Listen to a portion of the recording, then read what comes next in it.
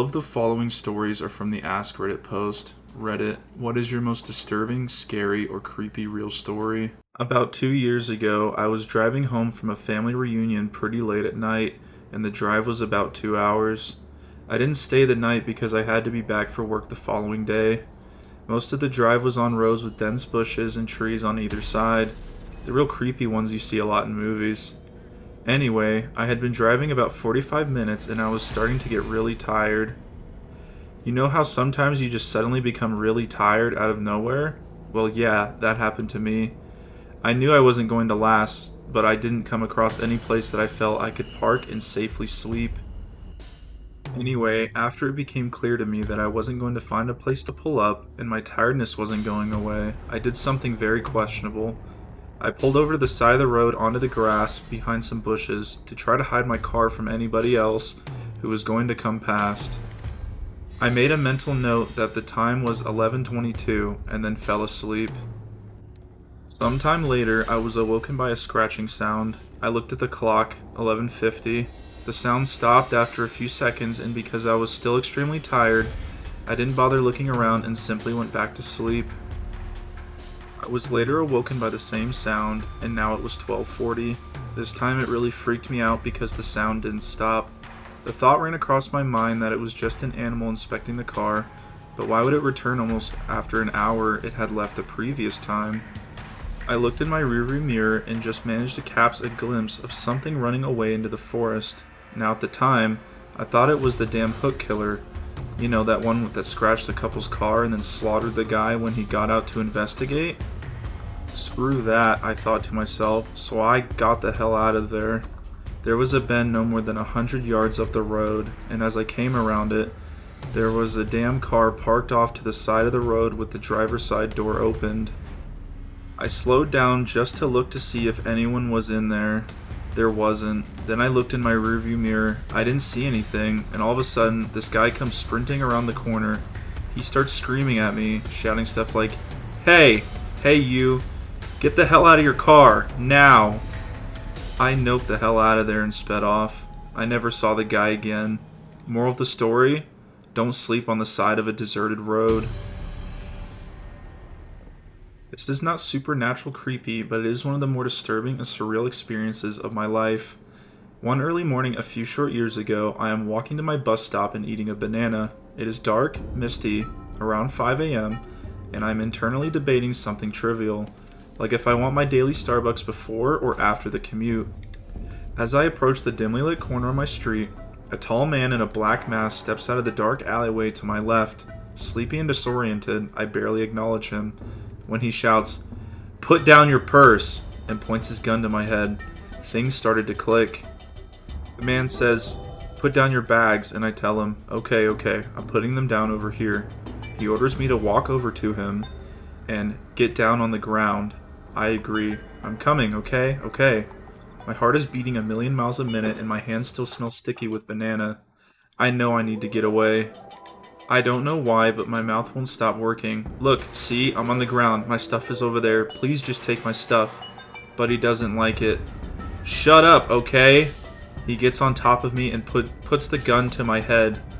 At this point, I should mention the fact that I'm on my way to coach a high school practice and I'm dressed like a dude. Huge baggy pants, hat, jacket. If not for the telltale voice, I'd look like a prepubescent 90s rap star. Anyway, as the guy gets on top of me, gun to my head, he looks at me and pauses. I can't tell you why I know this, but I swear that at that moment it clicks for him that I'm a woman. He gets off me, stands up, and points to the dark alley. Come with me. My stomach hurts. I remember that there has been a recent rash of sexual assaults in my neighborhood. When the man points down that dirty alleyway, my internal voice speaks of, "Get up," says voice one. "There's no way you are going down there without a fight." "But he has a gun, you idiot." "Follow me," the real voice, his voice, hollers. So I do what I do best, I talk. "I'm coming, I'm following you," I call, and the man makes a crucial mistake. He believes me. I take 2 tiny steps backwards toward the sidewalk, and he turns his body and his gun toward the alley. This is my moment. I take a deep breath, tuck my head down in case he starts shooting, and start sprinting away. I hear a voice screaming in high-pitched wail before I realize that it's mine. After running 6 or 7 blocks, I head back to my apartment, hoping he's not there to see where I lived. The police check out the alleyway an hour later, but the potential attacker is long gone. The only evidence of the encounter is my banana peel browning in the alleyway and the adrenaline rush that I couldn't shake for days. I would be lying if I said that if that experience doesn't bother me still, but I'm so fortunate to mainly be haunted by the what ifs and not the what dids. I lived in a bizarre little house as a child. It was incredibly tall and thin, like an attached house except freestanding, with 3 floors, a basement, and an attic. It was full of quirks such as 2 fully functional fireplaces, a shower stall in the center of the basement, a backyard so small you could not take 5 paces without hitting the fence, and an old-timey rope pull-down dumbwaiter that led from the kitchen to my bedroom. I loved that weird little place, but unfortunately it was incredibly old, and half of its charm was the fact that it seemed to have been designated by an inarticulate conclave of lunatics, and eventually the repair costs exceeded what my parents were willing to sink into it, and we had to move. Preparing for the move was a chore. I packed most of my stuff, and I had taken to throwing stuff down the dumbwaiter and shoving all my clothes so thickly in my closet that it became a single, solid brick of fabric. While clearing that closet out, in fact, I came across the feature I hadn't noticed before, an attic entrance in the roof.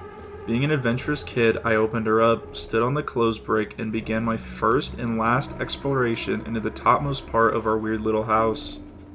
The first thing I noticed that it wasn't as dark as it should have been. The place was strung with old, red Christmas lights, which still burn with leftover incandescence, and a dozen little cracks and holes peeped down into all the bedrooms below. The second thing I noticed was that the place was set up for habitation. The insulation was plasticked away. There was an old gurney piled up with sleeping bags and sheets, and a rusted mint green refrigerator which still worked when I tested it. The third thing was the bones. There were a lot of bones. I was a kid at the time with a limited understanding of anatomy, but there were bones of all types heaped into a series of piles around the center of the attic, small and large, clean and white, from every and any imaginable sort of creature, haphazardly stacked in half-dozen osseous clumps. 2 of them were blackened, as if someone had tried to burn them, and the walls nearest those blackened piles were scrawled in dark bone char messages. Mostly they were just smears, but the word sorry appeared more than once. That room had been sitting over my head for 8 years, while I slept. So my uncle used to work a lot when I was younger. He's done a lot of different things to make money, but one consistent thing is that in the summer months and into late fall, he paints houses. It's a legitimate business and everything. He's got a truck with a number, a name, and supplies in the back. The works. Every now and then he would call my dad when he needed a little extra help, and I'd work for him. No big deal, really. It's just painting houses. What could possibly go wrong? Well, it takes a while to paint a whole house. If the weather conditions aren't right, then you can't paint. One particular fall was extremely wet. It rained what felt like every single day.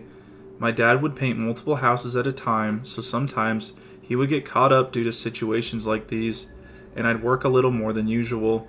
That was fine by me, though. The job wasn't hard and it paid well. Anyway, it was a warm day for late fall, but there was still a distinct chill in the air. One that kind of penetrated through you and stung your soul. My uncle had this job he had to finish. It was an old Victorian house in a quiet part of town. A lady and her husband, who was an author, lived there. Due to the weather, it had taken longer than expected to paint the house, and there were family issues going on at the time, which further complicated things. So my uncle gets a call one day from the lady who lives at the house. She says that her husband is trying to write his next book, but he keeps getting distracted by the scaffolding outside the house, so she wanted to know if we could come over and finish the job as soon as possible. My uncle was always an honest businessman. They had contracted him to do the job in midsummer, but he had lots of jobs that summer, and the wet conditions I mentioned above made it difficult to finish anything. However, these people were insistent but really polite, and not wanting to lose customers or get a bad reputation, my uncle decided to put the house as a high priority.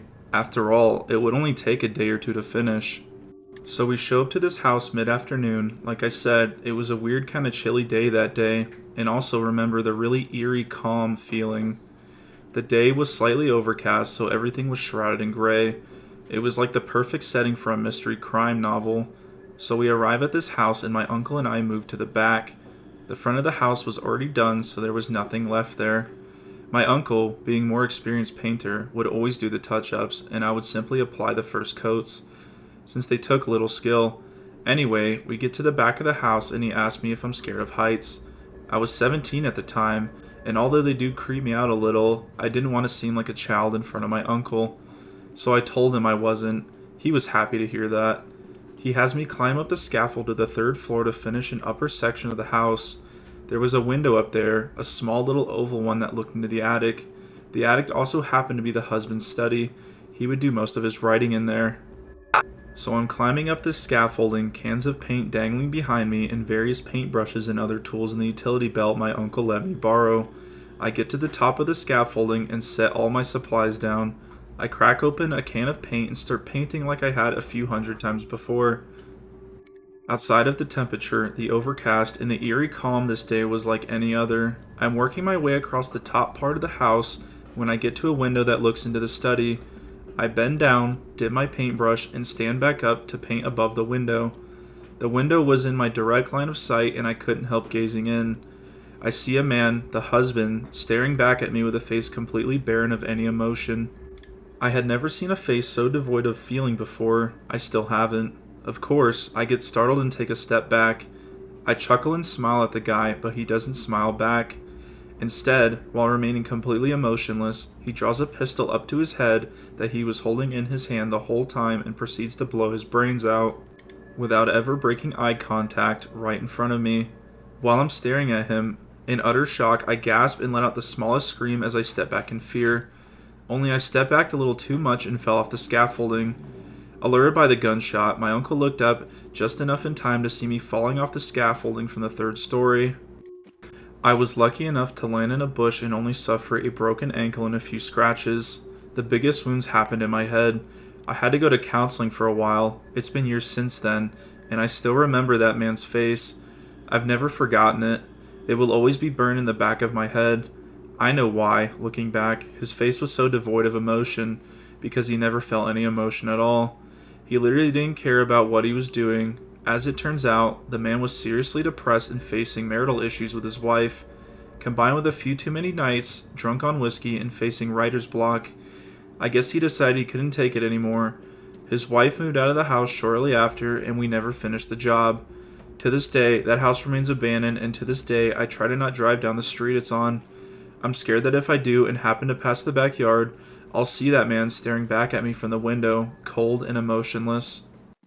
When I was about 13 or 14, I lived on a farm in North Carolina. This wasn't a regular farm that you would expect with fields full of beans and stuff. It was actually a pine tree harvestery. Pine needles are a big landscaping commodity, and so we lived basically in the woods and would bale the pine straw every year. Whatever. The point is that my house was in the middle of 550 acres of perfectly lined longleaf pines.